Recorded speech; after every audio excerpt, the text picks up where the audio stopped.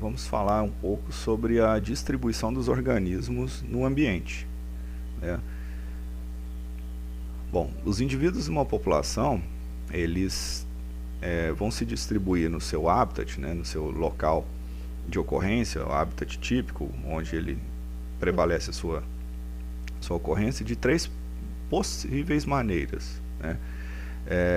Existem então o que nós chamamos de três tipos básicos de distribuição dos indivíduos no habitat típico dele, no habitat de ocorrência. A primeira delas é a homogênea, é o que nós chamamos de distribuição homogênea. Se você parar para observar a imagem, obviamente a ocorrência não é exatamente do jeito que a imagem propõe, mas ela ilustra uma ocorrência na qual os indivíduos eles se encontram distribuídos da forma mais equilibrada possível, o que facilita muito o estudo de populações que são compostas por espécies de ocorrência homogênea.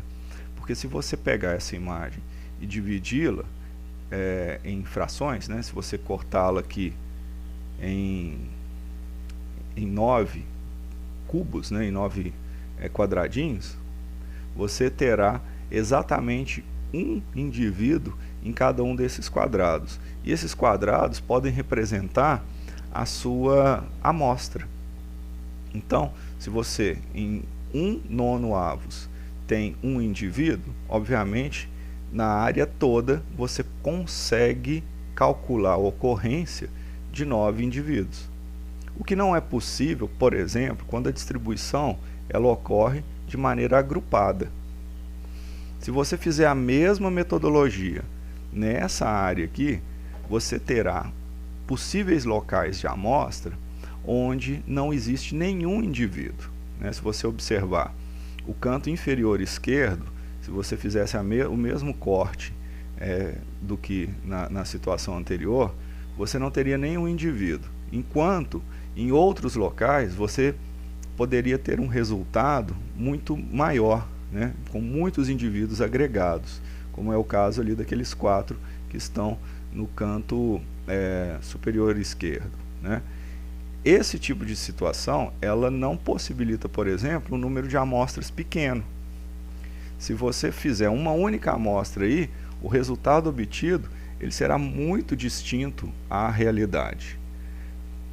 Caso você se depare com uma situação agrupada, o ideal é você tentar levantar o maior número possível de amostras, caso você não possa fazer a contagem absoluta de indivíduos.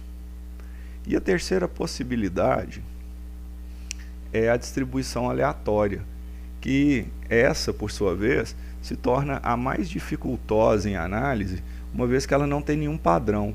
É diferente da anterior. Se você observar na agrupada, existe um padrão, né? Se você encontra um indivíduo, outros estarão próximos dele. Isso é um fato. Ele nunca está sozinho.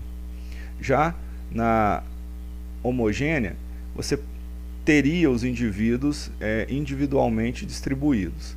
E por fim, na aleatória, você não consegue determinar se o indivíduo está ou não sozinho. Ele pode estar isolado ou ele pode estar próximo a outros indivíduos da sua mesma espécie. Então esse padrão aleatório é o que pode gerar maior dificuldade na análise da população, no levantamento dos dados, né, referentes à densidade, no número de indivíduos que a compõem.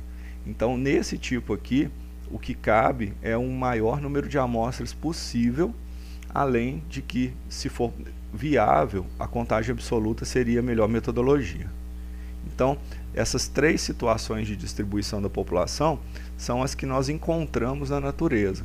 São 3 possíveis padrões que você terá, onde cada um lhe determinará uma referida metodologia, uma metodologia para poder levantar realmente o número de indivíduos da população. É óbvio que, para se fazer uma análise populacional, o conhecimento da espécie ele é fundamental. Como já dito várias vezes, o principal objeto de estudos da ecologia é o organismo. E ninguém pode ir a campo fazer um levantamento populacional de uma espécie sem antes conhecer as suas peculiaridades. você deve ter informações sobre o padrão de comportamento de distribuição dela, sobre o seu nicho, né, ecológico. Informações sobre o nicho são muito importantes. Qual o horário que ela costuma realizar suas atividades, né, sua forragem, em que momentos do dia que ela costuma aninhar, caso ela venha a ser um animal que tem essa característica. Então, o maior número de informações possíveis da espécie é necessário para um melhor estudo da mesma. Dentre eles, o seu comportamento de distribuição, ou seja, como ele se distribui no habitat, como é que ele se organiza no habitat.